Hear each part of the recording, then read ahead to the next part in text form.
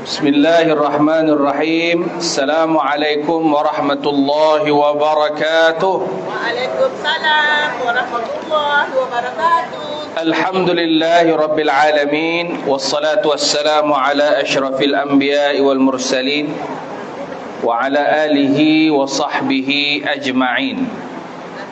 Subhanaka la ilma lana illa ma 'allamtana innaka antal alimul hakim. ولا حول ولا قوة إلا بالله العلي العظيم. ربنا اشرح لنا صدورنا ويسر لنا أمورنا واحلل عقدة من ألسنتنا يفقه أقوالنا. اللهم يسر ولا تعسر ربنا وأتمم لنا الخيرا. Mari kita mulakan majlis kita dengan membaca Ummul Quran Al-Fatihah. Bismillahirrahmanirrahim. Alhamdulillahi Rabbil Alamin.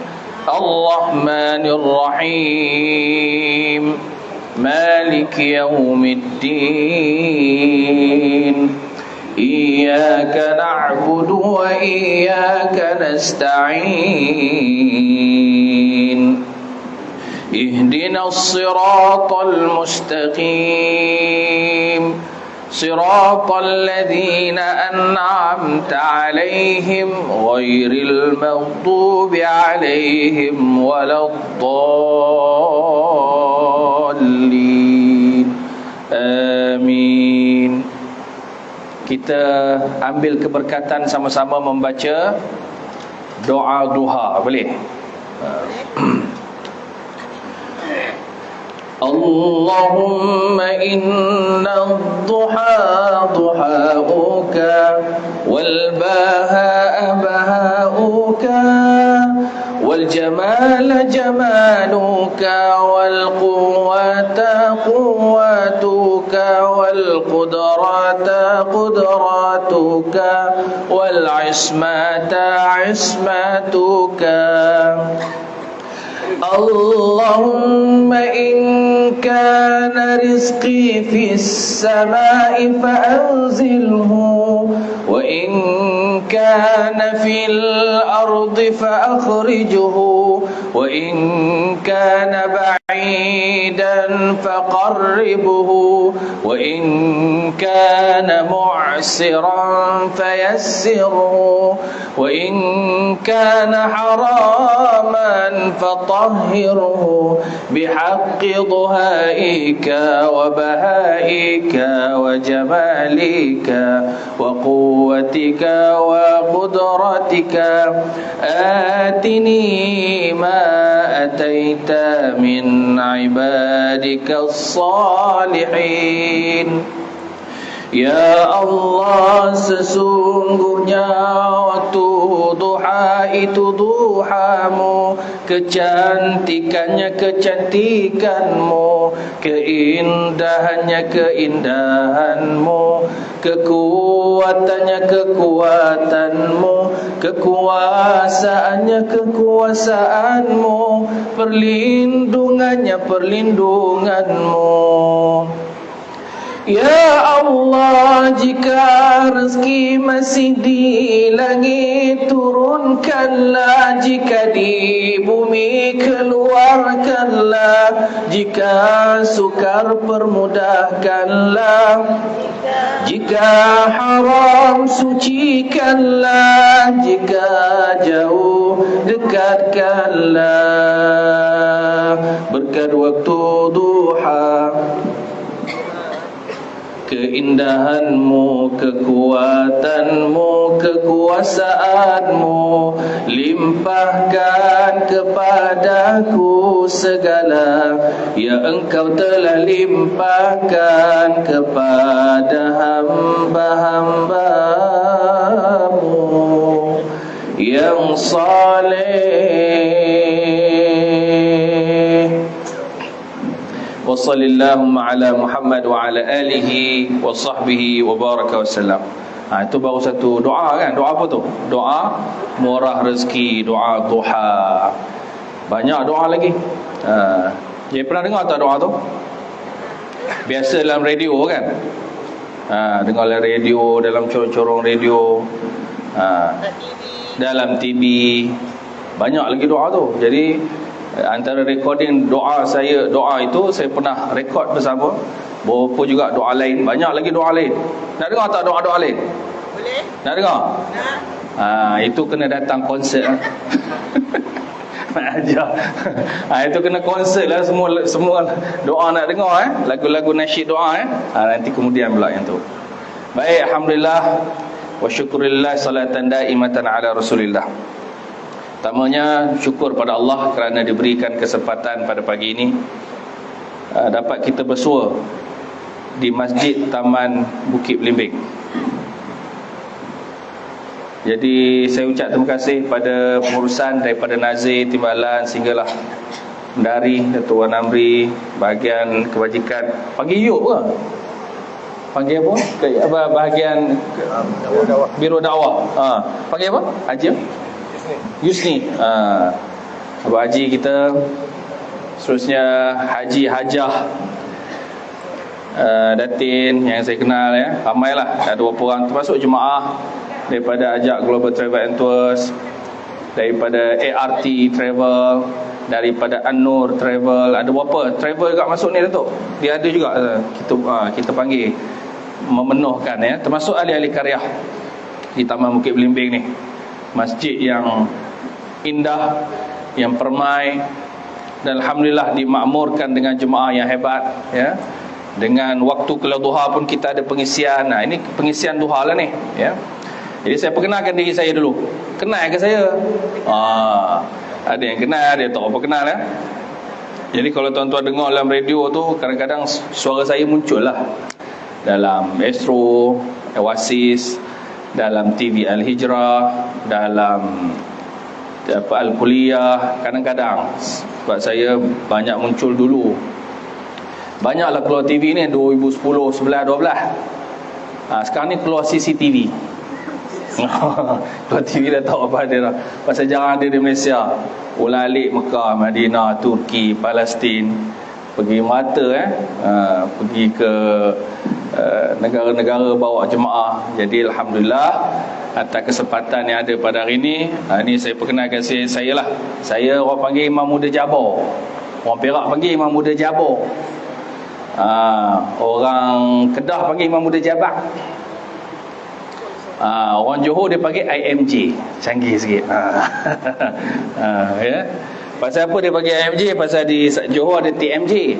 Kami di Perak, dia tak ada Tengku apa tu Raja Tengku Mahkota, tak ada. Perak dia panggil Raja Muda. Dia tak boleh panggil Tengku Mahkota. Tak boleh. Tengku Mahkota tak boleh. Dia kena Raja Muda. So Imam Muda. So, saya ni dulu rancangan Imam Muda lah. Daripada tahun 2010 sampailah 2012. Dulu saya halus ya. Kau tengok gambar dulu saya halus ya. Sekarang tembun.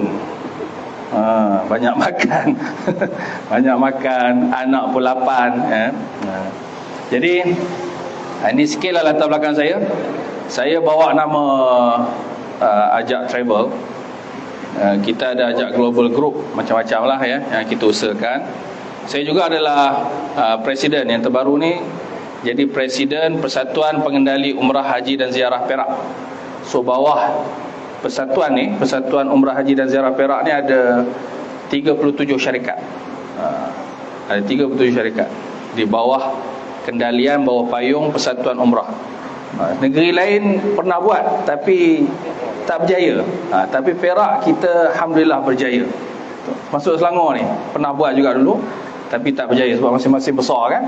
Ada yang kecil-kecil dia boleh sepakat, yang besar-besar tak nak sepakat jadi kita ada 37 syarikat. Sebab itu kita open lah. Bila ada kursus umrah ke apa ke, kita panggil kawan-kawan ahli puas ni ataupun mana-mana rangkaian bisnes Ajak Travel ni join kita bersama. Saya juga adalah pendakwa korporat Majlis Agama Islam Perak, ambassador daripada tahun 2017 sebagai Majlis Agama Islam. Saya juga bekas pensyarah di Universiti Sultan Azlan Shah Perak. Pernah duduk dekat Bukit Jalil ni juga, Maestro Broadcasting Bukit Jalil, talent artist daripada 2012 sampai 2014. Itu sikit latar belakang saya. Tauliah mengajar ada 3 negeri.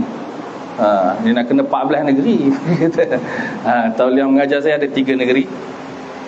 Dan saya juga adalah PEKTA. PEKTA ni pengkursus ibadah tabung haji lah. Pengkursus tabung haji, ibadah tabung haji, ibadah haji di bawah selian tabung haji Malaysia. So lesen saya tu boleh satu Malaysia, saya boleh ceramah satu Malaysia. Pengkursus ibadah tabung haji, dia panggil PEKTA. Dan dah renew ni start daripada setiap tahun kena renew. Dan saya sehingga hari ni masih lagi pengkursus ibadah di tanah suci, ibadah di tanah air dan juga di tanah suci. Ini latar belakang saya daripada sekolah tahfiz saya ni, bukannya belajar tinggi-tinggi. Sekolah tahfiz, orang tanya dulu, sekolah tahfiz ni nanti nak kerja apa? Kalau bahasa Perak koma nanti korang ngajar doa hafal Quran, je pegang Quran, nanti besar nak kerja apa? Orang Perak dia cakap, ada orang Perak sini, semua KL belaka? Ada. Dia bukan tak ada, ada kata. Jadi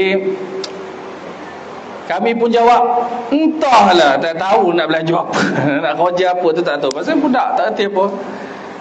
Saya tanya lah cikgu saya, ustaz saya, ustaz, ramai tanya kalau belajar tahfiz ni nanti besar nak kerja apa?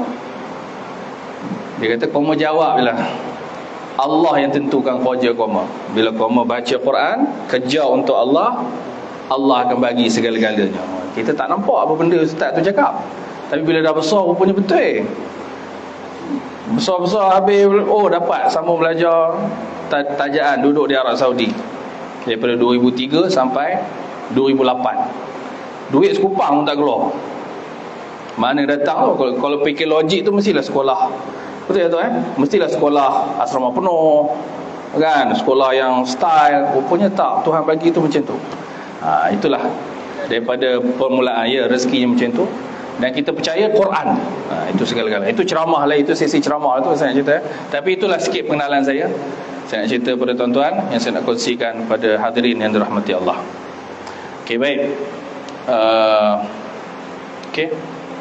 Ni sikit pengenalan Ajak Travel ni syarikat yang dah ditubuhkan pada tahun 2016 dan kita berlesen penuh di bawah Kementerian Pelancongan dan Kebudayaan. Maknanya dipanggil IOTU, Inbound Outbound Ticketing Umrah. Kita ada lesen penuh tu. Boleh buat cuti-cuti Malaysia boleh, cuti luar negara boleh, umrah boleh. Dan kita ke arah untuk dapatkan lesen pengelola jemaah haji. Kita ke arah itulah, yang termasuk 25 syarikat. Sekarang ni tuan-tuan tengok ada 25 syarikat, dan kami pun dalam proses ke arah itu insya-Allah. So kami ada jalinan muasasah dengan Maktab Hussein Hijazi di Arab Saudi. Ini masa kerjasama baru-baru ni lah, awal Muharram tahun lepas. Ini bas yang kita gunakan, itu tulis bahasa Arab, faham ke tu? Nampak gambar je ustaz. Seterusnya Okey, tahun 2016. Dan kami alamat tu di Candan Putri, dekat dengan Istana Iskandariah Kuala Kangsar. Di bawah saya lah. Okey, seterusnya ini kita ahli kepada semua persatuan ni. Persatuan ni MATA, Malaysian Association of Tour Travel and Tours, PAPUH, kemudian MITA dan juga PUHAS. Okey, baik, seterusnya ni lesen kami lah yang saya dah ceritakan tadi. Lesen SSM-nya, kemudian lesen ini penting, lesen motek. Jadi kalau tuan-tuan nak pergi umrah, siapa yang pernah pergi umrah angkat tangan macam saya. Semua pernah pergi umrah kan? Okey, yang pernah pergi umrah dia tahu. Bila dia nak daftar, dia kena kenal pasti. Ni saya bagi education sikit lah Nak daftar mana-mana syarikat, dia kena pastikan syarikat tu ada ni. Dia ada akta ataupun akta industri pelancongan, peraturan perniagaan, pengendalian pelancongan dan perniagaan agensi penggembaraan. Dia kena ada benda tu. Baru dia daftar. Jangan semata-mata dia tak tahu apa-apa, dia terus pergi dia kena clear lah. Kemudian ini lesen apa? Ini kami punya MOF lah, Kementerian Kewangan Malaysia. Bagi ada syarikat-syarikat dia nak ambil tiket ke apa ke, dia juga boleh melalui kami, agensi kerajaan dan juga agensi swasta. Ini collaborators kami.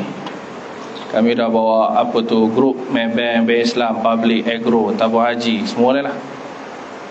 Majlis Agama Islam, Perbadanan Putrajaya. Okey, baik, settle. Itu sikit pengenalan lah. Tak kenal maka tak cinta. Jadi kena kenal siapa cakap, siapa organize. Jadi saya kenalkan dulu supaya tuan-tuan ada orang kata apa, mempercayai. Trusty itu penting.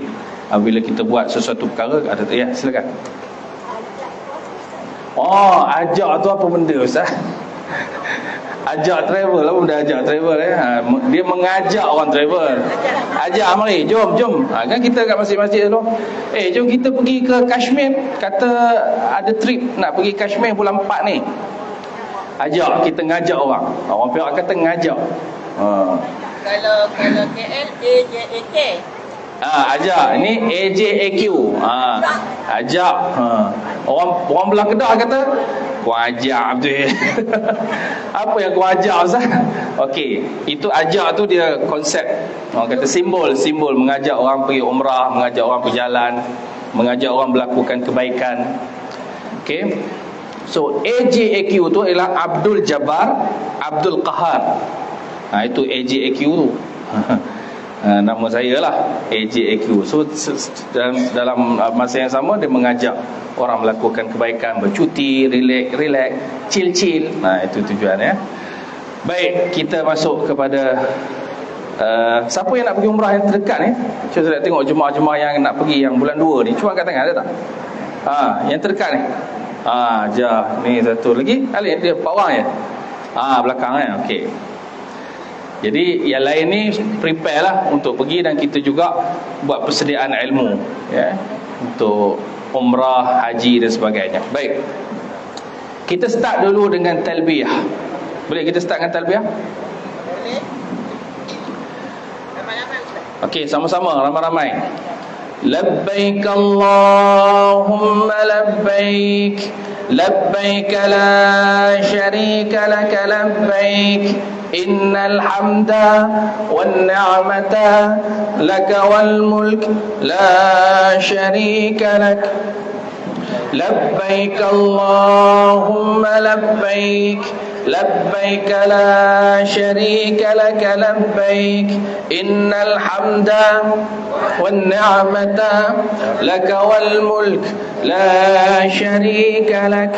Labbaik Allahumma labbaik, labbaik la syarika lak labbaik, innal hamda wan ni'mata laka wal mulk la syarika lak. Okay, tuan-tuan duduk dalam keadaan kita berada di balakong ni, di ceras ni, tapi hati kita cuba tuan-tuan bayangkan sedang berada di kota Makkah Al-Mukarramah. Bayangkan, imaginekan, visualkan Kaabah di hadapan kita, dan kita sedang berjalan di hadapannya melakukan tawaf. Cuba bayangkan suasana tu sambil kita bertalbiyah. 1, 2, 3. Labbaik Allahumma labbaik, labbaik la syarika lak labbaik, innal hamda wan ni'mata laka wal mulk la syarika lak. Ramai, 1, 2, 3. Aku menyaut suratmu ya Allah, aku menyaut suratmu ya Allah, suratmu yang tidak ada syirik baginya. Segala puji-pujian, segala kenikmatan, segala kerajaan adalah bagimu, tidak ada syirik bagimu ya Allah. Maksud dia luar biasa. Kalau tuan-tuan fikir, renung, intipati kalimah talbiyah ni, kita akan rasa bahawasanya sesiapa sahaja yang pergi ke Mekah itu adalah jemputan daripada Allah. Allah suruh dulu, Makcik Kia, kamu selalu doa kepadaku, menyebut namaku, untuk pergi ke tanah muliaku, tanah suciku, tempat yang aman. maka aku panggil namamu Cik Kiah untuk sampai ke tanah suci. Itulah kalimah talbiyah. Kita kata aku saut suruhanmu ya Allah. Bila Tuhan kata aku jemput kamu, aku saut suruhanmu ya Allah, aku saut suruhanmu ya Allah, sampailah kita menjejakkan kaki ke tanah suci. Itulah talbiyah. Dalam arti kata yang lain, orang yang ke Mekah ni dijemput oleh Allah. Orang yang ke Mekah ini Allah gelar dia sebagai Duyufur Rahman, tetamu Allah. Orang yang ke Mekah, ke Madinah, ke Aqsa ini, mereka yang digelar Duyufur Rahman, tetamu-tetamu Allah. Itu hebatnya. Bila kita sampai dan dapat menjejakkan kaki ke tanah suci, rasalah kekerdilan diri. Rasa kerdil. Ya Allah, selama hari ni aku kumpul duit, selama hari ni aku berusaha, aku berhempas pulas mencari masa untuk sampai ke tanah suci, akhirnya kau jemput aku ya Allah. Itu perasaan itu kena datang, tuan-tuan. Orang yang ke Mekah bukan pasal dia ada banyak duit. Itu kena letak. Bukan pasal dia ada banyak duit. Dan orang ke Mekah bukan kerana dia sihat. Dan orang yang ke Mekah bukan kerana dia ada banyak masa. Ada sahaja orang banyak duit tak pernah sampai ke Mekah. Ayat ni dia gabungkan dengan haji. Kalau Tuhan kata haji itu wajib sekali seumur hidup bagi yang berkemampuan, maka begitu juga umrah wajib sekali seumur hidup bagi yang berkemampuan.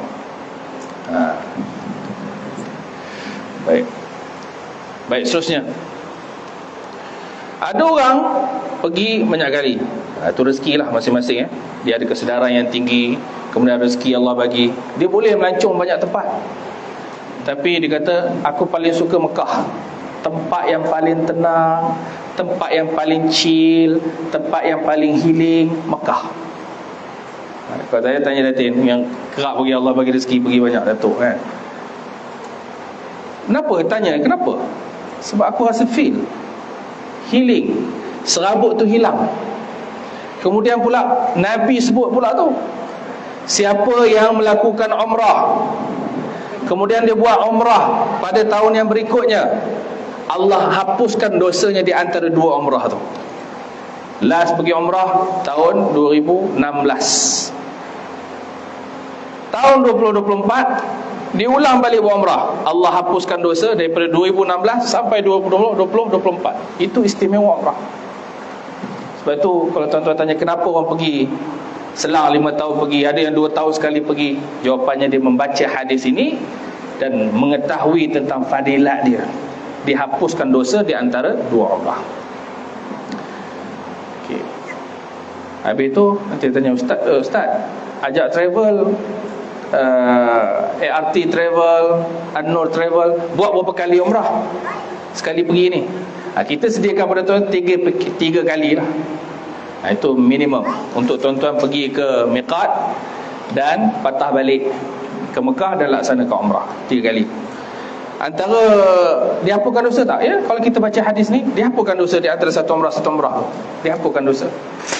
Tapi nanti saya beritahu, yang lebih baik daripada itu adalah umrah yang kedua tu buatlah untuk badal umrah. Untuk siapa? Untuk ayah, untuk mak. Itu boleh buat. Nanti saya sebut kemudian ya. Baik, ada orang dia nak buat umrah bulan Ramadan. Bulan Ramadan ni dahsyat. Musim yang paling dahsyat dan orang kata peak season, paling pack manusia adalah bulan Ramadan, bukan haji. Sebahagian kata macam musim haji lah ramai ni. Tak, musim haji okey lagi, tapi masuk bulan Ramadan dahsyat. Musim haji tahun lepas apa tuan? Tahun lepas saya bawa jemaah buat haji. Tahun lepas 3.5 juta. Tahun lepas musim haji, maksudnya dalam sebulan tu lah. Daripada 10 Zulhijjah, tarik sikit, start daripada awal Zulhijjah sampai akhir Zulhijjah, 3.5 juta orang. Bulan Ramadan agak-agak berapa yang lepas? Sebulan Ramadan tu 20 juta. Bulan Ramadan ramai ke tak ramai? Ramai lah. Kenapa orang berebut pergi bulan Ramadan? Kelebihan dia, sebab mereka mengetahui kelebihan melakukan umrah dalam bulan Ramadan. Hadis Nabi sebut, umratun fi Ramadan ta'dilu hajjatan aw hajjatan ma'i. umrah yang dilakukan pada bulan Ramadan seumpama melakukan haji, ataupun dia buat haji itu bersama denganku, kata Nabi. Besar. Kita buat umrah, buat tawaf, buat sa'i, seolah-olah bersama dengan Nabi. Fadilat tu tak dapat pada bulan-bulan lain, tapi Nabi kata dapat pada bulan Ramadan al-Mubarak. Sebab tu orang pergi umrah bulan Ramadan, ya Allah. Kita tawaf ni pijak atas kaki, panggil apa Mak Haji? Panggil apa? Mak apa? Hajar Liza. Hajar Liza. Pijak atas kaki orang. Bukan pijak lantai, pijak kaki orang. Betul? Itu bulan Ramadan. Kemudian banyak lagi yang disebutlah hadis berkenaan dengan tabi'u bil haji wal umrah fa innama yanfi al faqr wal dhunub. Kalau dah buat haji, ikuti dia dengan umrah kerana dia boleh menghapuskan dosa dan sebagainya. Terlalu banyak hadis-hadis yang menyatakan tentang fadilat dan keistimewaan melaksanakan umrah, sama ada pertama kali atau yang kedua atau yang ketiga atau beberapa kali. Sebab itu kita tengok orang pergi kerana memahami fadilat dan keistimewaan ibadah haji. Baik. Orang perempuan. Orang perempuan siapa orang perempuan sini angkat tangan? Kenapa digalakkan buat umrah? Aisyah radhiyallahu taala anha ditanya pada Nabi. Aisyah tanya Nabi, "Abang, ya Rasulullah, 'alan nisa jihad?" Wahai Rasulullah, adakah bagi wanita tu jihad? Apa kata Nabi? Naam, betul. Bagi wanita itu dia kena berjihad. Tapi jihad dia la qitala fih, tak perlu perang, tak perlu angkat senjata. Kerana memadai bagi wanita itu dia melaksanakan haji dan umrah, dia sedang melakukan jihad. Saya baca hadis ni saya menung. Kenapa Nabi kata orang perempuan, tak kata orang lelaki pula? Kan? Kenapa Nabi kata orang perempuan tu bila pergi umrah, pergi haji, jihad? Orang lelaki? Kenapa Nabi tak kata? Perempuan rupanya bila saya survey, orang perempuan paling mencabar dia nak pergi haji dan umrah. Paling mencabar bagi dia. Pasal apa? Bila orang lelaki tanya, nak pergi umrah? Pergi? Boleh ya. Ada duit jalan. Tak ada duit tak pergi. Haji orang lelaki apa tu? Tapi kalau orang perempuan tanya, pergi haji nak pergi umrah? Boleh nak pergi umrah, duit ada, tapi siapa nak nengokkan anak? Anak kecil-kecil lagi. Kecil, anak kecil-kecil merenyup, menyusu lagi, isyak cucu lagi. Siapa nak tengok? Itu masa kecil. Dah besar, dah anak umur murah, anak dah sekolah menengah, itu jomlah. Duit ada tak? Duit ada. Tapi anak tu kan macam mana pula? Kan dia telefon nak sekolah, nak outing, hujung minggu nak outing. Siapa nak tengok outing dia? Lepas tu lepas anak 25 tahun, dah anak dia dah besar dah, kenapa tak pergi? Cucu pula. Nak tengokkan cucu. Siapa nak tengokkan cucu? Anak kerja. Yang seorang ni kerja sini, ni sana kerja sana, ni belajar sini. Lepas cucu pun dah besar. Sekarang ni cucu besar. Aja bila dia cucu dah besar dah. Tu ayam, siapa nak menengokkan ayam itik? Kucing kat rumah oyen tu siapa nak menengokkan? Siapa nak bagi makan? Itu orang perempuan. Pasal apa? Bermain dengan perasaan. Bermain. Sebab perempuan kelebihan dan keistimewaan dia concern. Orang lelaki apa tidak? Dia tak peduli anak ke apa ke cucu. Tak apa, ada lah orang jaga tu. Soalan mikir orang Perak Susahlah fikirkan sangat, ada lah orang jaga tu. Itu orang lelaki. Orang perempuan tak, dia kena fikir A to Z. Betul tak makcik? Betul tak? A to Z. Tapi bila dia boleh lawan perasaan itu, jihad. Ni anak kecil nak pergi kan? Anak kecil ni bukan senang nak bawa ni, siapa nak tengokkan dia? Tapi dia boleh, dia kata, bila Tuhan panggil aku tak cakap apa dah. Keluarga aku ni aku serah pada Allah. Diri aku pun aku serah pada Allah. Allah yang akan jaga semua. Iaitu jihad. Kalau boleh perasaan tu dahsyat tuan-tuan. Sebab itu saya percayalah, siapa yang nak pergi umrah ni, dia dah prepare mentally, physically dia dah prepare. Aku serah pada Allah Ta'ala anak-anak aku. Sebab itu bila kita nak pergi tinggalkan keluarga ni, Bukan kat tepi Mekah je, keluar rumah pun kena baca doa. Betul tak? Bila kita keluar tu baca doa naik kenderaan. Lepas tu yang di rumah, harta kita, anak-anak kita, cucu cicit kita, oyen tak oyen tadi tu, arnabnya apanya, rumah saya tu macam-macam binatang ada. Kalau nak mikirkan tu memang tak pergi mana lah. Dengan arnabnya, kura-kura, dengan kambing semua ada, kan?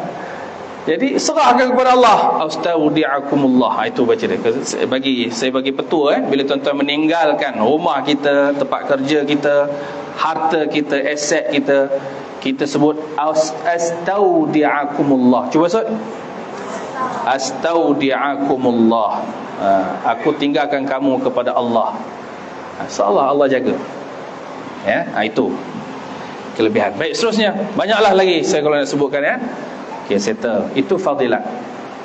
Jadi saya tahu yang dah pergi ataupun nak pergi, dia dah ada tahu tentang hal ini. Yang belum pergi, bila baca tentang hadis ni, macam mana perasaan? Nak pergi tak? Rasa berkobar-kobar nak pergi. Baik, sekarang kita masuk kepada rukun. Ini penting lah. Bila nak buat umrah ni, kita kena tahu rukun, kita kena tahu wajib, kita kena tahu sunat. Apa yang rukun, apa yang wajib, apa yang sunat berkenaan dengan umrah. Boleh? Boleh berapa? Baik. Bila tuan-tuan perempuan nak buat umrah, mesti buat 5 perkara ni. Itu je. Pendek kata, buat umrah ni ibadah yang paling senang, tapi tak boleh ambil mudah. Saya ulang. Nak buat umrah, ibadah yang mudah, tapi tak boleh dipandang mudah. Dia ibadah mudah. Apa maksud mudah? Tuan-tuan hanya niat sekali, lafaz niat, niat ataupun lafaz niat sekali je. Yang lain tu tak baca apa-apa pun selesai. Buat saja tawaf tanpa bercakap apa-apa. Buat saja sa'i tanpa baca apa-apa, tanpa hafal apa-apa. Buat je bergunting, bercukur tanpa baca apa-apa. Sah ke tak sah? Sah. Punya mudah, tak perlu hafal pun. Tu saya nak bagi gambaran. Punya mudahnya umrah ni. Tapi tak boleh dipandang mudah. Sebab apa? Ada pantang larangnya. Itu yang tak boleh pandang mudah tu. Ada pantang larang dia. Baik, yang ni rukun. Yang pertama sekali, tuan-tuan kena tengok rukun. Balik 5 Yang pertama, ikut saya. Macam belajar kat sekolah kafar tu. Yang pertama, niat ihram. Yang kedua, tawaf. Yang ketiga, sa'i. Yang keempat, cukur dan bergunting. Cukur atau bergunting. Yang kelima, tertib. So rukun umrah ada berapa? 5. Yang pertama tawaf, yang kedua sa'i, yang ketiga silap. Yang pertama niat dulu, yang kedua tawaf, yang ketiga, yang keempat cukur atau bergunting, yang kelima okey, niat dia macam mana? Ikut saya. Nawaitu sauma ghadin. Apa semua ngikut tu? Dah tak sabar puasa. Bila puasa kita ni? 2 bulan lagi. Itu sauma ghadin tu 2 bulan lagi. Okey, ni niat ihram. Itu saya tengok perasan ke tak perasan. Okey, niat masuk mengerjakan haji atau umrah atau kedua-duanya. Niat tu masa kita nak buat haji atau umrah, dalam konteks kita umrah lah. So ini niat dia. Ikut saya. Nawaitu al-umrata wa ahramtu biha lillahi ta'ala. Sahaja aku melakukan umrah dan berihram dengannya kerana Allah Ta'ala. Itu niat ihram. Jadi bila kita nak niat? Okey, bagi penerbangan yang terdekat ni, maknanya jemaah ni kebanyakannya yang akan terbang pada 15 15 ke 16? 16 bulan 2 yang akan menaiki penerbangan apa? SV. Ada juga naik SV, ada naik MH.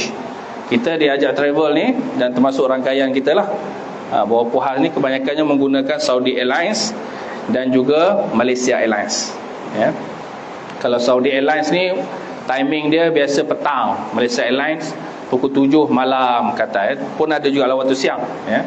Tapi kalau dapat pukul 7 tu maksudnya Malaysia Airlines, dapat pukul 5 petang maksudnya Saudi Airlines. Okey.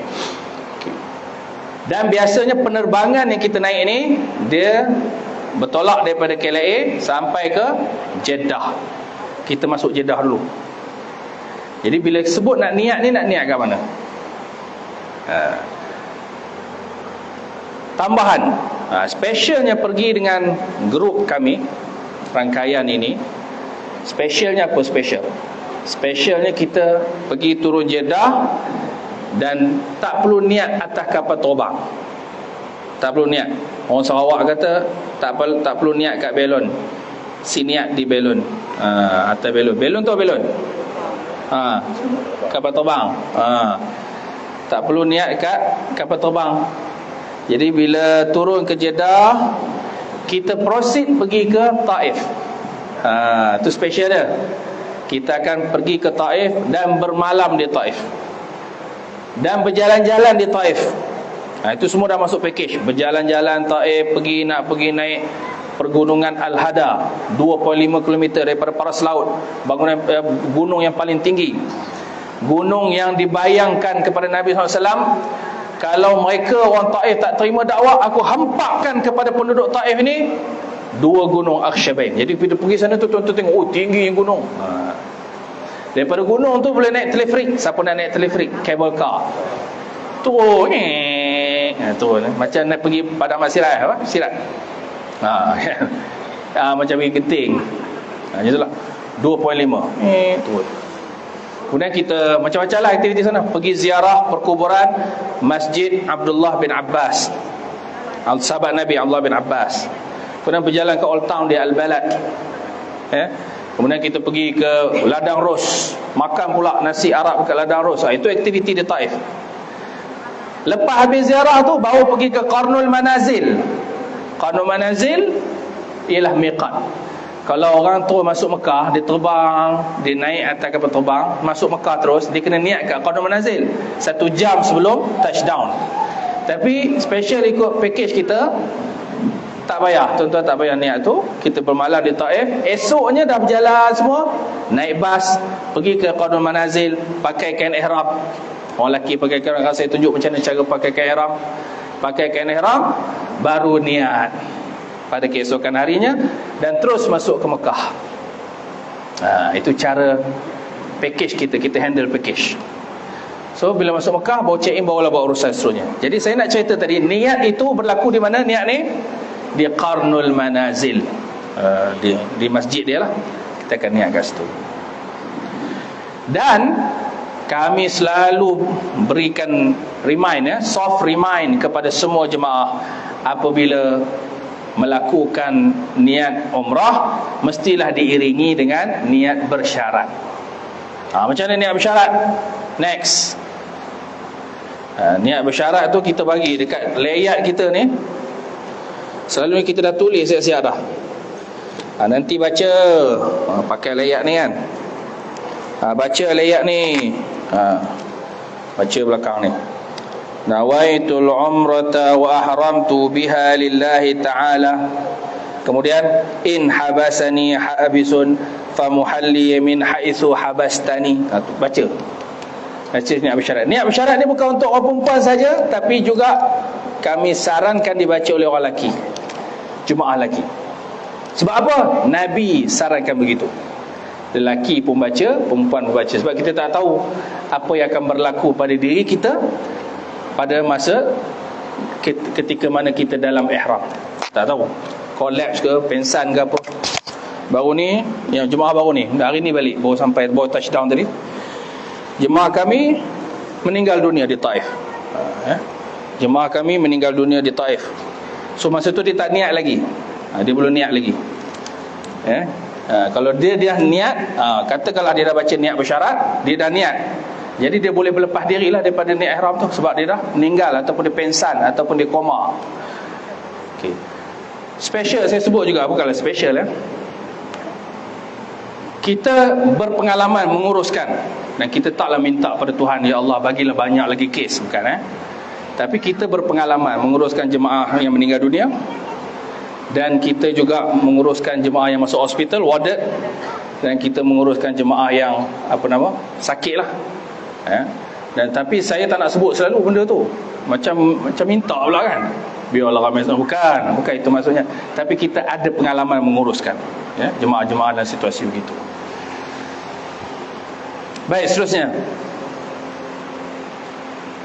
Ini miqat-miqatnya termasuklah qanun manazil. Kita banyak di qanun manazil lah. Kalau flight yang terbang masuk ke Madinah, kat mana dia nak niat? Bir Ali. Bir Ali. Ada juga daripada banyak penerbangan tu dia masuk ke Madinah. So dia kena niat di Bir Ali, bukan di qanun manazil. Baik, seterusnya. Okey, ini miqat umrah di Tan'im. Nampak gambar ni? Akan datang ni insya-Allah. Apa ni, Datuk kata ni nak buat yang besar tu, macam wayang tu.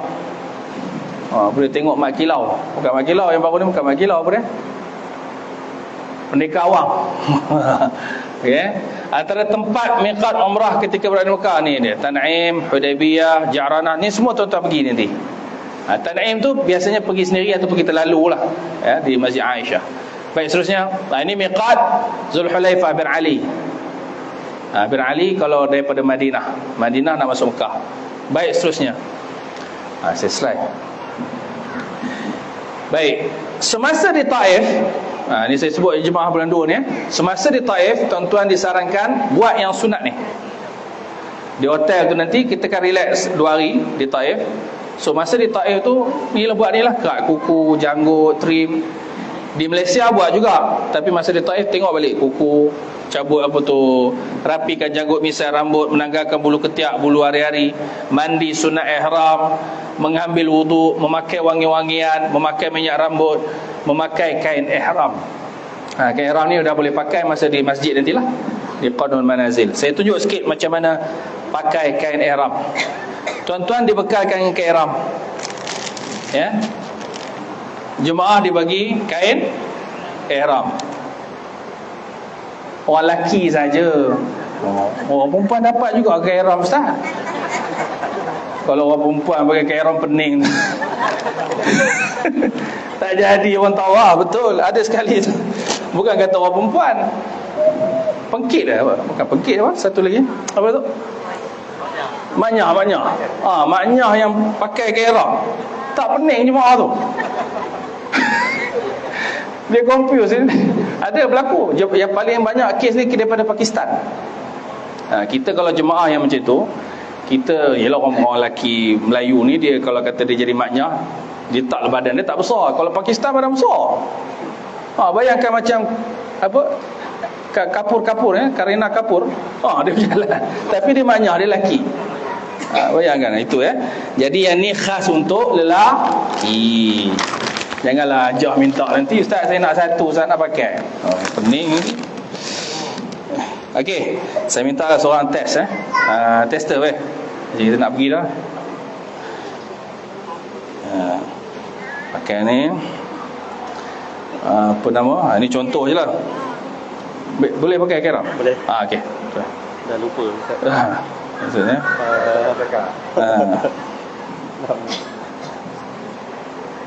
Yes. Okey, okey. Dua Okey. Tapi saya rasa elok macam ni. Tadi Ustaz panggil apa Ustaz? Amir. Saudara Amir ni tadi dia pakai macam ni. Okey juga. Tapi saya showkan macam ni. Saya juga macam pakai sampin tu. Ni lagi okey lah. Sebab kita orang lelaki masa ni dah tinggal sebatang kara lah. Tak ada apa, jadi kena dua lapis sikit. Gitu. Ini dipanggil izar. Cuba sebut. Izar. Bawah ni kan plekat lah. Izar. Orang Arab kata izar. Kalau atas ni dia panggil rida. Cuba sebut. Rida. Rida ni selempang ataupun bahagian atas. So tuan-tuan pakai macam ni. Dan itu simple saja. Sepanjang masa macam ni. Sepanjang masa. Okay, ambil gambar. Ambil lah. Okay. Sepanjang masa macam ni. Kecuali ketika tawaf. Tawaf buka bahu kanan.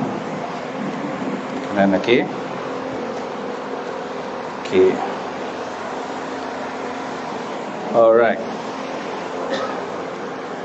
Tawaf macam ni. Clear Buka bahu kanan. Dia panggil ittiba'. Cuba sebut. Ittiba'. Ittiba' tu menampakkan bahu kanan. So nanti Azmi Amin. Saudara Azmi nanti tak perlulah kopiah ke apa ke, tak payah. Maknanya apa pun tak pakai bawah ni, hanya 2 helai sahaja. Maknanya underwear, boxer semua tak pakai, ya. Itu patah larang. So nak selamat lagi, satu lagi, pakai tali pinggang. Tali pinggang boleh. Tali pinggang. Sebab biasanya orang kita, orang rumah dia ikut, nanti dia selalu pegang sini. Kan? Dia pegang sini. Orang lelaki dia ke depan sikit. Abang nak cepat sikit ni, nak kejar ustaz depan tu. Nantilah bang. Nanti apa tinggal? Justru akan ada tali pinggang. So pegang kat tali pinggang tu, ya. Kau kata nak pegang. Okey. Terima kasih. InsyaAllah mudah-mudahan dapat umrah yang mabrurah. Sebut amin. Amin. Umrah yang diterima oleh Allah, ya. Dia di Mekah nanti tuan-tuan, jangan pelik tau. Orang panggil kita haji. Haji. Mari sini haji. Yang polis kan, hajah. Duduk sini. Dia akan biasa perkataan haji hajah. Haji hajah. Ya. Jadi saya pun nanti panggil tuan-tuan nanti di Mekah, panggil haji hajah tau. Jangan pula kata, ustaz saya bukan haji ni, saya umrah aja. Jangan lurus benar. Memang itu perkataan dia. Tuan-tuan akan dengar tu. Di Mekah nanti haji hajah. Kadang dia masjid tu, haji harik ya haji harik. Apa maksud haji harik? Dia suruh jalan. Kita keluar pula masjid dengar haji haram. Yang ni pula kata haji jadah. Kita dengar apa haram jadah. Orang sini mencarut ke? Haram jadah tu maksudnya, haram tu Masjidil Haram. Jeddah tu dia nak pergi Jeddah. Itu asal-usul haram jadah tu. Dia bukan mencarut, ya. Asal-usul dia haram jadah. Okey? Itu bahasa-bahasa di Mekah. So orang Mekah ni dia bahasa dia kasar sikit. Ya. Dia perongai. Kalau orang Perak kata perongai, orang KL kata apa? Orang Negeri kata apa? Negeri Panabaran. Panabaran. Dia Panabaran sikit orang Mekah ni. Dia pasal dia panas cuaca dia. Dia baking. Jadi dia cakap tu keras je tu. Orang kadang-kadang saya cakap dengan Arab, saya bahasa tinggi tau. Suara saya tinggi. Sebab nada dia macam tu. Ajak makan kan? Ta'ala aku cepat. Ta'ala kira nak. Kalau tuan-tuan tak faham, apa faham tu? Gaduh ke ni? Kalau kau nak gaduh, mari duduk sini. Kan? Padahal bukan, dia kata, marilah makan kat sini. Ta'ala kira tu, mari makan kat sini. Kalau tuan-tuan tak faham, dia ajak gaduh duduk depan pula ni. Tak faham. Sebab bahasa dia, nada dia tinggi. Tapi kalau pergi Madinah, lain. Madinah macam mana tu? Lembut sikit kan? Dia lembut. Ta'al ya Abdul Jabbar, ta'al takul mahina. Dia gaya pun. Itu tuan-tuan tengok, kalau turun airport Madinah, dia orang sambut sikit Madinah ni. Ahlan wa sahlan wa marhaban bik. Faddal. Dia Madinah macam tu. Dia lembut. Lepas tu di Mekah pun macam tu. Makan pun senang. Dia jemput datang. Dia lembut. Tapi bukanlah lembut tu lembut au. Kalau tuan-tuan semua lembut macam ni ke je. Bukan lembut tu, lembut memang sopan santun. So tuan-tuan akan nampak dua tu perbezaan di Mekah Madinah. Baik, balik kepada kain ihram tadi. Kain ihram lelaki, ni gambar tadi. Ni kain pakaian ihram lelaki. Tak nampak sangat kan? Tuan-tuan boleh tengoklah dalam website kami macam-macam gambar-gambar galeri, www.ajattravel.com.my. Dalam ART pun ada, dalam An-Nur pun ada. So kita ada satu lagi page website yang kita gabungkan semua. Nanti saya tunjuk gabungkan semua syarikat yang bernaung di bawah Puhas. www.puhas.com.my. Itu semua syarikat ada. Ya, okey, baik, terus. Pakaian lelaki semasa ihram secara ittiba'. Ini pakaian waktu kena buka. Kemudian orang lelaki tak boleh pakai kasut. Orang lelaki tak boleh pakai kasut. Kalau dia pakai crop agak-agak boleh tak? Crop, kasut crop pun tak boleh, pasal dia tutup. Dia mesti kasut dia tu, slipper dia nampak jari jemari dan nampak tumit. Mesti nampak tumit. Itu orang lelaki. Orang perempuan tak ada masalah. Orang perempuan tak ada masalah. Dia tak ada banyak pantalaran pakaian ni. Tapi orang lelaki, dia ada pantalaran pakaian dia. So, kesimpulan dia kena pakai kasut Korea. Slipper Korea. Jepun. Korea pula. Okey. Ini pakaian ihram wanita. Ni caralah. Ihram wanita terpulang. Boleh tak nak pakai hitam semua? Tak ada masalah. Tapi Malaysia dia memilih, biasanya dia suka putih. Sometimes dia akan putih. So hitam putih macam tai. Itu contoh kan. Contoh. So putih macam ni ya. Dan elakkan pakaian yang menarik perhatian. Janganlah kita pakai berambu-rambu, siap ngada apa? Kan ada make up kita kontrol. Jangan nampak daripada jauh. Majah dengan baunya, dengan merelip-merelipnya, liklap-liklap. Tu elakkan. Ya. Pastikan aurat dijaga. Kain telekung yang bersesuaian dan tidak menampakkan aurat. Stokin dipakai tidak terlalu nipis, menampakkan warna kulit. Syorkan stokin tebal dan panjang. Itu orang perempuan lah. Cara pakai orang perempuan. Biasa macam kita pergi masjid lah. Itu je lah kan. Ada sekali itu saya ingat masa saya bawa ziarah tabung haji punya. Tahun awal dulu masa saya belajar lagi. Jemaah tu daripada atas sampai ke bawah pink je. Handbag pink. Kan? Jadi bayangkan dia tawaf tu, nampak dia seorang je. Oi, pink. Sebab elok lah macam tu. Nanti Pak Arab tengok. Oh, pink. Baik. So elakkan pakaian yang agak orang kata apa? Kontras. Sebab Arab dia pakai warna apa? Hitam. Bayangkan hitam, putih, tiba-tiba ada seorang pink. Saya jelas. Jadi elakkan jadi perhatian ya. Baik, seterusnya. Okey, ni tawaf. Habis dah niat ihram. Rukun yang pertama tadi niat ihram. Rukun yang kedua apa dia? Rukun yang kedua adalah tawaf. Tawaf ialah mengelilingi Kaabah. Boleh saya nak tanya dulu yang nak pergi umrah ni, terdekat ni, clear tak? Siapa pergi umrah yang terdekat ni bulan 2? Cuba katakan. Clear tak saya tanya ni? Sebab nak pergi betul-betul well prepared Okey. Yang kedua tawaf. Tawaf ialah mengelilingi Kaabah dengan syarat-syaratnya. Mengelilingi Kaabah dengan syarat-syaratnya. Apa syarat-syarat mengelilingi Kaabah tawaf ni? Yang pertama, suci daripada hadas besar dan kecil. Yang kedua, suci daripada najis pada pakaian badan tempat tawaf. Yang ketiga, menutup aurat. Yang keempat, hendaklah dimulakan pada sudut Hajarul Aswad. Biasa kita ada bawa Kaabah tu. Tapi next ni kalau kata diberi peluang untuk penganjuran, saya bawa Kaabah tadi. Dia ada replika Kaabah kecil. Replika Kaabah tu dia boleh tunjuklah dari mana bermulanya Hajarul Aswad dan berakhir di Hajarul Aswad. Okey, ni Kaabah. Bayangkan ni, start daripada awal. Tuan-tuan bermula daripada Hajarul Aswad. Start daripada sini. Kemudian berakhir di mana?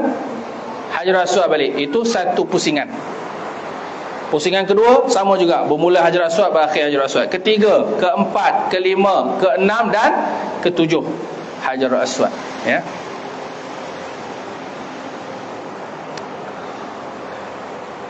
Baik. Seterusnya, patah balik sikit tadi. Patah balik. Yang kelima. Okey. Yang kelima, sewaktu berjalan melakukan tawaf, Baitullah hendaklah berada di sebelah kiri. Ini bahu kita kiri, ini Baitullah. So kita berjalan, Baitullah kat sini. Ini bayangkan ini Baitullah, meja ni Baitullah. So kita berjalan, pusing. Ni Kaabah, kita pusing. Itu maksud dia. Mafhum mukhalafah, ironik dia apa? Tak boleh berjalan bahu sebelah kanan menghadap Kaabah. Kalau bahu sebelah kanan masuk Kaabah macam mana? Songsang, terbalik, wrong way. Itu maksud dia. Itu pemahaman teks begitu.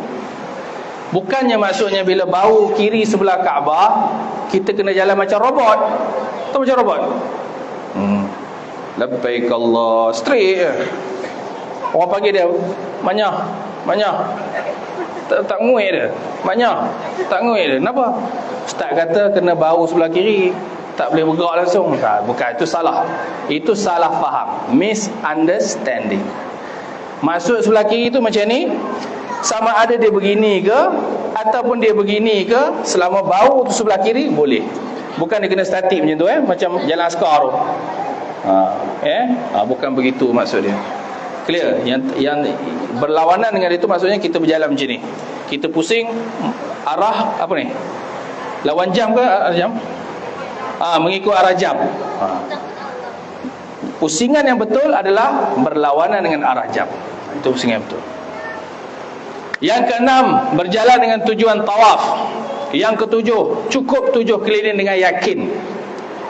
7 pusingan tu mesti yakin sempurna. Yang ke-8, tawaf hendaklah dilakukan dalam masjid dan di luar dari bahagian Kaabah seperti Hijr Ismail dan Syazrawan. Okey. Baik, seterusnya. Sebab tu yang 7 tu, nombor 7 tu, tuan-tuan elakkan semasa melakukan tawaf, khususnya tawaf wajib ni. Elakkan apa? Jangan sentuh Kaabah. So dalam wajib, situasi wajib, tuan-tuan buat biasa, habiskan 7 tu.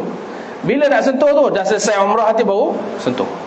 Esok mari pula, ataupun malam ke mari pula, sentuhlah Kaabah. Tetapi ketika sedang melakukan tawaf dan apatah lagi dalam ihram, elakkan pegang Kaabah. Sebab nanti kita akan masuk dalam sebahagian Kaabah, batal pula pusingan tu.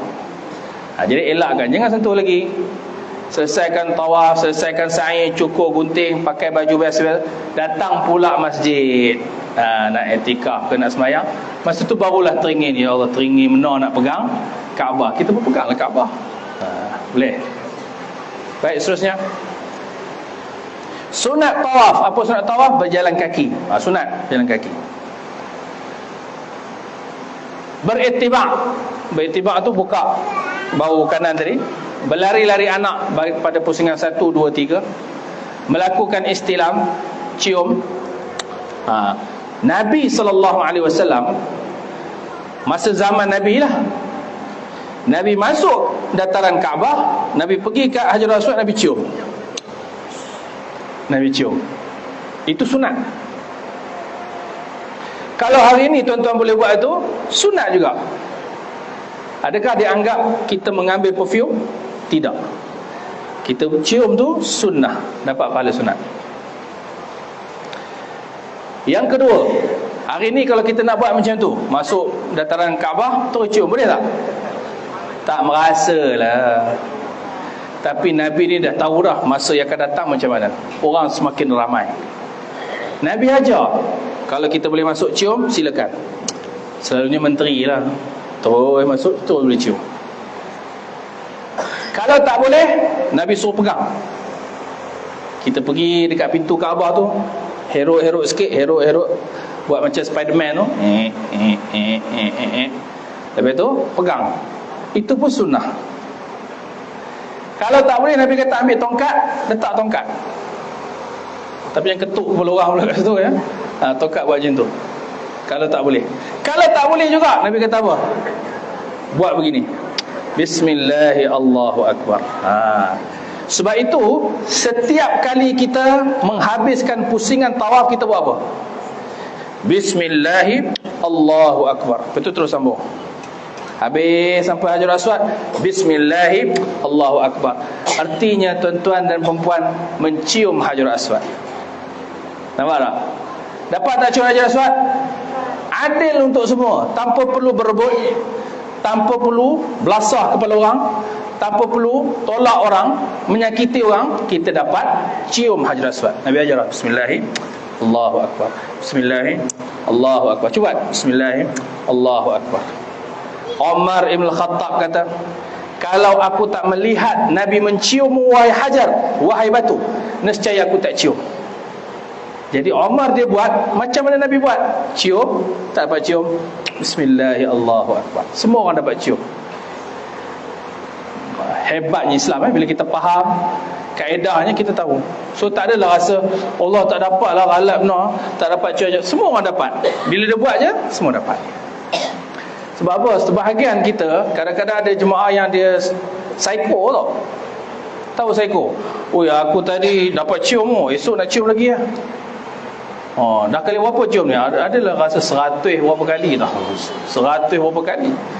Jadi kita ni datang ke Mekah dah lah first time, tak pernah cium lagi. Allah, macam mana ni Ustaz? Saya nak cium Hajar Aswad lah Ustaz. Hari yang terakhir ni berlaku tau. Hari terakhir. Jadi dia doa depan Kaabah, ya Allah, aku nak cium Hajar Aswad. Dia itu doa dia. Tuhan bagi tak? Kalau kita minta, Tuhan bagi. Mari 2-3 orang. Mancik mau cium Hajar Aswad. Kita pun tengok, macam mana dia tahu aku nak cium Hajar Aswad? Mesti malaikat ni. Dia kata, betul lah, macam mana tahu? Saya tahu mancik. Mari saya bawakan. Dia pun bawakan 2-3 orang. Dia pun kepik lah mancik ni tadi. Peluk-peluknya mancik. Bawa ketika keluar depan Hajar Aswad, cium. Kita pun keluar. Alhamdulillah, Allah hantar malaikat kepadaku. Malaikat. Sampai dah jalan keluar, kita nak balik, dia pun tak mancik, nanti dulu mancik. 700 rial mancik. Bukan free mancik ya. 700 rial. Ada bawa tak 700 rial? Mana ada bawa 700 rial? Ustaz dah pesan dah, jangan bawa duit banyak-banyak. Nak bawa sikit-sikit je. Ada bawa duit tu? Tak bawa ni, saya mana ada bawa duit. Mancik tinggal di mana? Saya tinggal di Azkar Maqam depan tu saja. Oh, dekat ya? Tak apa, saya turut ke sana. Dia turut tak? Dia turut ke hotel. Itu yang sedih je sehari tu. Kenapa sedih? Kena scam. Berapa bayarnya? 700 rial. Itu sindiket. Itu dia panggil sindiket. Bukan malaikat tu ya. Itu sindiket yang memang ada setiap masa. Orang ni grup-grup daripada ni lah. Kadang Indon lah, kadang ni daripada ni. Tapi orang Melayu, Indon yang akan dekat.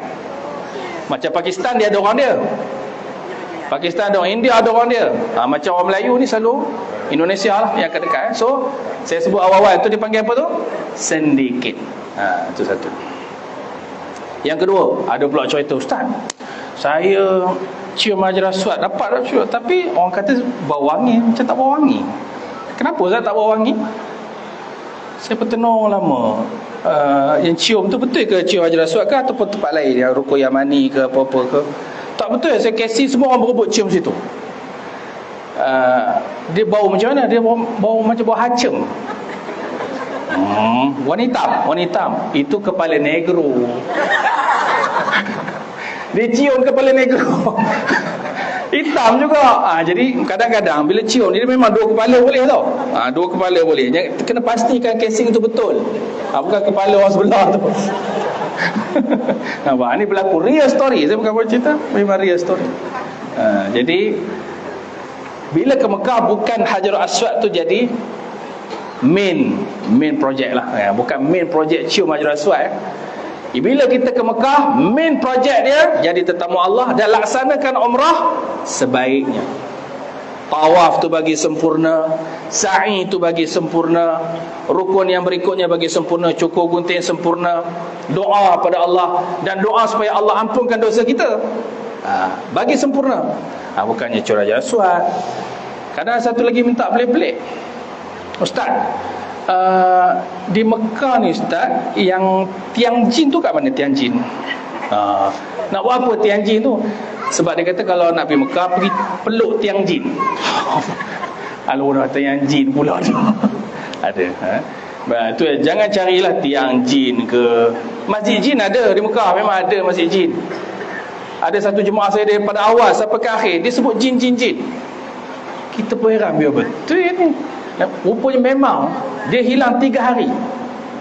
Lepas dah habis umrah, Dia hilang, dia tak balik ke hotel. Sampai isteri dia risau, keluarga dia risau, kita pun risau jugalah. Pasal apa? Rupanya daripada Malaysia lagi, dia memang aim nak duduk di Masjid Jin. Jadi 3 hari tu memang dia duduk Masjid Jin lah.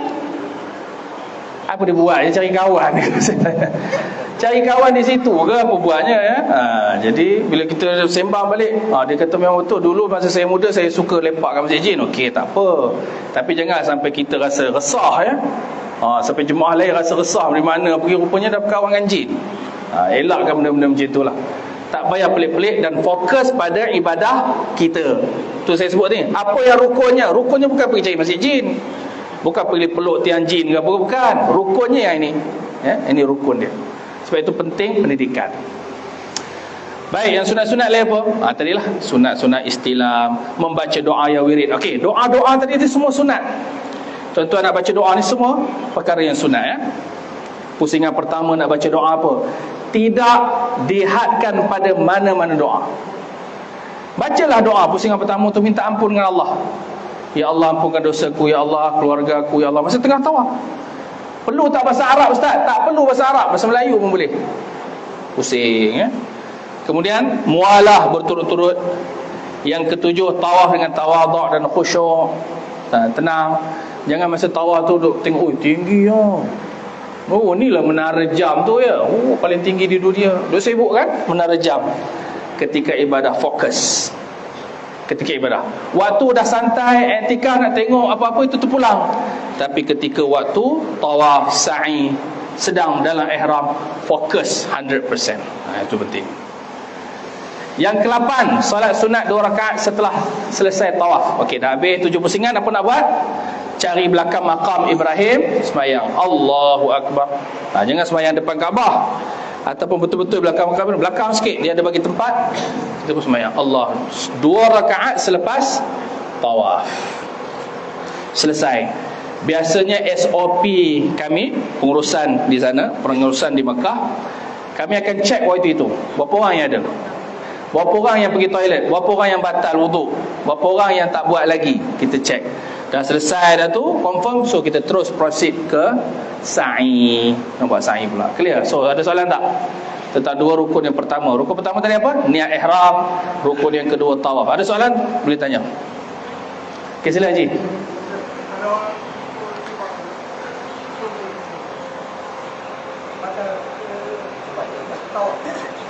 Masuk tawaf.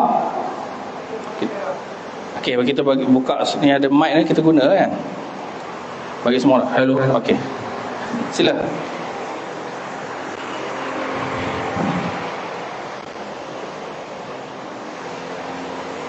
Masa tawaf. Masa tawaf. Masa tawaf tengah? Ittiba. Maksud dia tidak ittiba'. Okey. Okey, soalan Haji tadi. Haji duduk mana? Taman Bukit Belimbing. Kalau kita tawaf kemudian kita tak melakukan ittiba'. Ittiba' tu buka bawah kanan. Apa hukumnya? Okey, ittiba' tu hanya sunat sahaja. Buka bawah kanan ke buka bawah kiri? Buka bawah kanan ke bawah kiri? Kanan. Saya pun dah lupa lah. Confuse pula saya. Betul? Buka bawah kanan okey. Apa hukumnya kalau lelaki masa tawaf dia tak buka bawah kanan? Apa hukum dia? Ittiba' tu sunat saja. Katalah dia tutup. Ada kes jemaah saya, dia bertatu. Penuh badan dia tatu. Jadi saya show kat dia apa? Jangan buka bawah kanan ni. Tutup saja. Sebab buka tu sunat. Buka tu sunat. So tutup lah. Tak payah buka. Tapi dalam kes kita bukan tattoo, banyak parut ke apa ke, BCG kan, itu tak apa. Jadi buka lah. Sunat saja, bukan wajib. Baik Haji Baik, seterusnya. Okey. Saya Masuk tawaf kalau kita tersentuh yang bukan mahram. Sentuh. Macam mana kita nak ikut mazhab Syafi'i ke atau mazhab? Ya, Haji Hajah dah biasa pergi, dia tahu lah.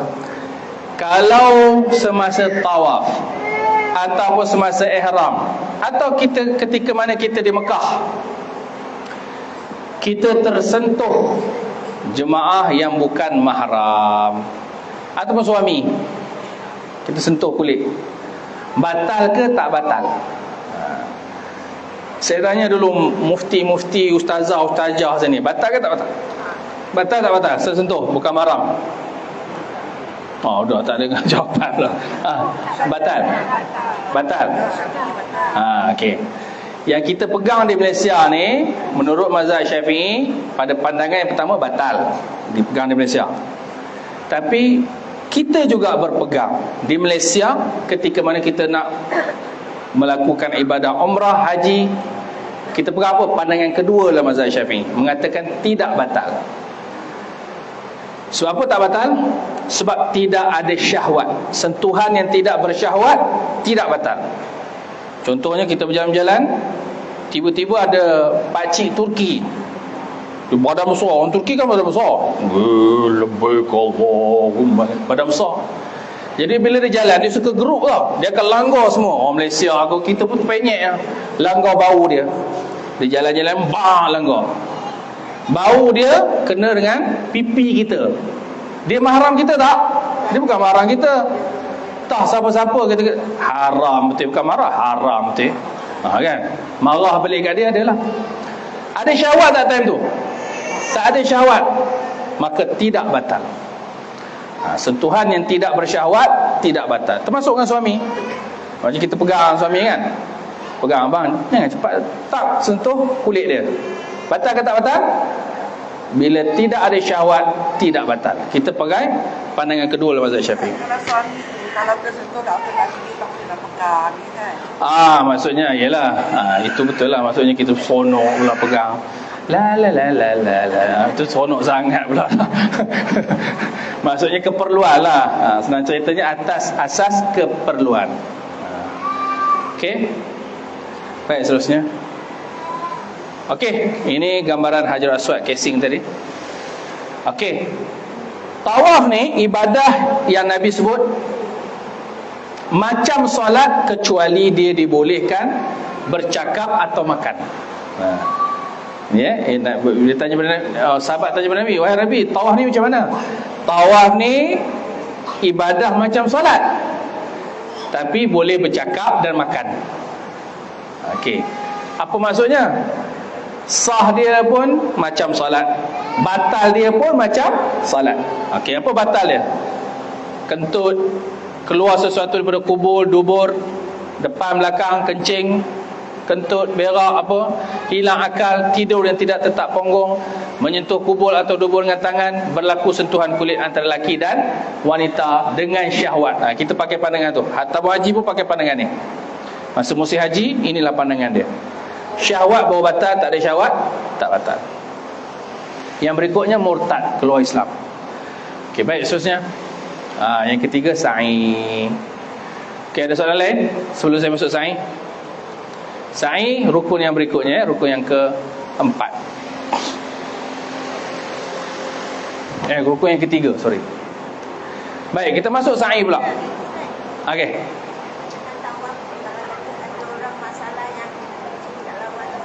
Bagus soalan tu. Masa tawaf ni, okey, kalau orang kecil tak lawas tu macam mana nak buat? Okey, dalam muzakarah haji kita pakai pandangan kalau orang yang kecil tak lawas, dia boleh pakai pampers. Dia boleh pakai pampers. So selama mana dia ambil uduk dulu, lepas tu pakai pampers. Kalau sekiranya masa tawaf keluar air kencing ke ataupun sikit daripada serpihannya ke, kalau keluar dia boleh teruskan. Tapi cukup untuk satu ibadah sahaja. Tak bolehlah kata lepas tawaf tu dia buat pula tawaf sunat, buat pula solat wajib, buat pula tak boleh. Satu hal itu kalau betul terkeluar lawat time tu, dia hanya terpakai untuk satu ibadah saja. Boleh faham Jadi dia pakai untuk tawaf. Tapi kalau dia lepas tawaf nak buat solat sunat, tak boleh. Solat sunat tak boleh lah. Solat sunat tak boleh. Tapi ada juga pandangan kata solat tu boleh sekali. Solat tu tadi sekali je boleh. Ini satu pandangan lah. Dia kata boleh sekali, tapi tak boleh buat banyak kali. Untuk sa'i tak perlu.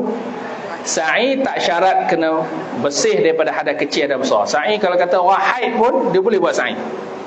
Boleh faham? Jadi senang macam ni. Bagi orang yang betul-betul kencing tak lawas tadi, dia terkeluar kencing contohnya, so solat tadi tak payah buat. Itu senang. Sebab itu perkara khilaf. Tapi saya katakan tak perlu buat solat sunat. Sebab sunat, nama pun sunat. Kemudian dia terus saja buat sa'i. Dia terus buat sa'i. Sebab sa'i tak syarat kena bersih daripada hadas kecil dan hadas besar. Boleh faham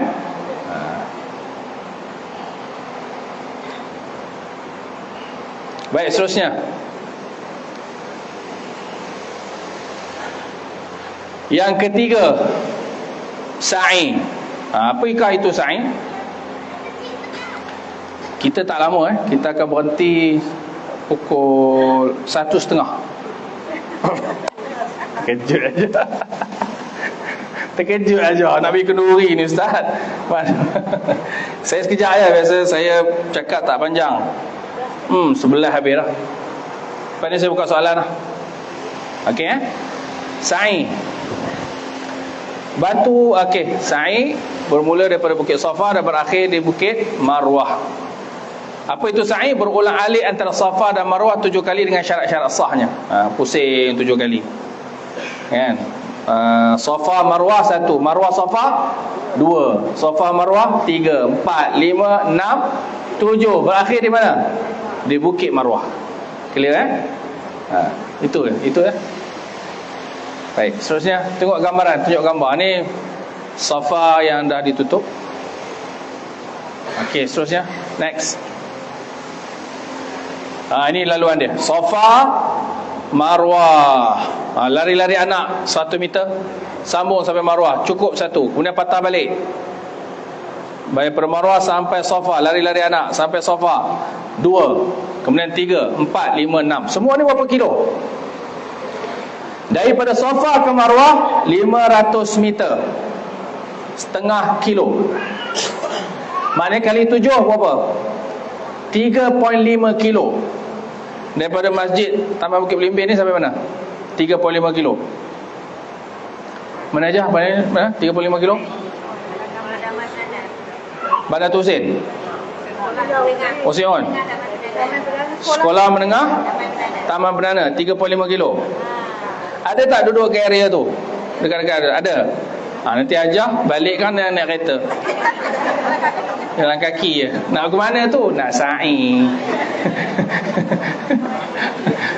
Nak sa'i. Itulah jarak 35. Logiknya kita tak berjalan macam tu, betul tak?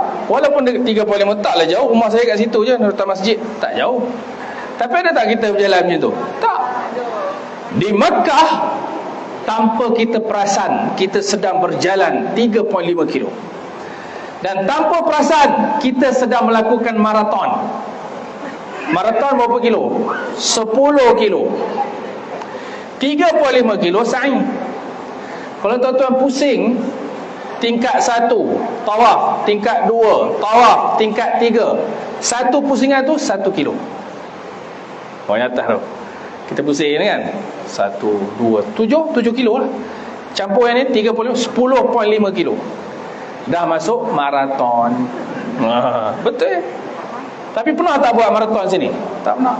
Itu keajaiban Tuhan bagi pada orang sakit lutut, pada orang sakit kaki, sakit tumit. Di sini kita kabarkan kita sakit tu, sakit ni. Tapi di Mekah, bila Tuhan jemput kita sebagai tetamu, mudah je, elok je berjalan. Elok 10 kilo Ustaz. Ya, 10 kilo. Tuhan bagi keajaiban, miracle. Tu orang yang sihat pun ramai di Mekah. Ustaz, saya sakit perut lah Ustaz, sakit kepala, sakit hati. Tu bila pergi Mekah tu, minum air Zam-Zam. Saya sarankan minum air Zam-Zam, jangan tinggal. Kenal Ustaz Nafiah? Ustaz Nafiah yang kanser tu, yang fighter kanser tu. Dia tu dah bertahan, saya ingat dah 10 tahun. Kanser dia tu dah lama dah. Tahap 4 tau. Tapi apa dia kekuatan dia? Dia kata satu, dia positif lah. Yang kedua, dia makan ubat lah. Yang ketiga, dia kata setiap kali dia ke Mekah, benda yang dia tak tinggal, Zam-Zam. Dia beli yang plastik 5 liter tu. kat kedai RM5 je. Dia beli, diisi air kat Masjidil Haram, dia bawa balik. Balik dia minum. Kok dia tak minum dah air lain ni. Air teh ke air, dia tak minum. Dia minum itu. Kadang dia kata dia mandi. Bila nak mandi air Zam-Zam? Sini kita dapat ciput je dapat. Nak minum air Zam-Zam, sikit. Di sana tak minum rugi, tak mandi rugi, tak berubat rugi. Minum air Zam-Zam sepuas-puasnya. Kerana apa? Siapa yang minum air Zam-Zam, dia niat je apa-apa, Allah bagi. Nak sihat, nak kuat, nak panjang umur, nak murah rezeki, nak anak-anak pandai, nak anak-anak soleh, solehah, semua Tuhan bagi dengan minum air Zam-Zam. Nanti Ustaz Amir Hassan, nanti bulan 2 ni insya-Allah Ustaz Amir Hassan, dia akan bantu tuan-tuan ajar macam mana doa-doa daripada Nabi. Di Mekah nak baca doa apa, minum air Zam-Zam. Di Madinah nak baca doa apa, dia ajar tu pada tuan-tuan. Tip-tips berguna seperti mana, sebab kita pergi sana bermodul. Dia punya pendidikan tu bermodul. Sirah dia, sejarah dia, fadilat dia, muzakarah dia. Jadi tuan-tuan terisi. Jadi kita buat sesuatu tu, tahu kenapa. Baik, seterusnya. Habis lah.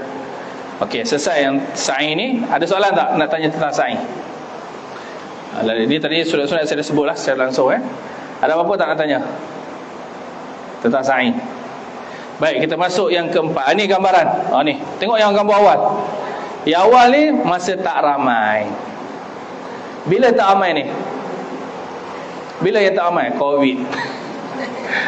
Bila lepas je Covid, penuh.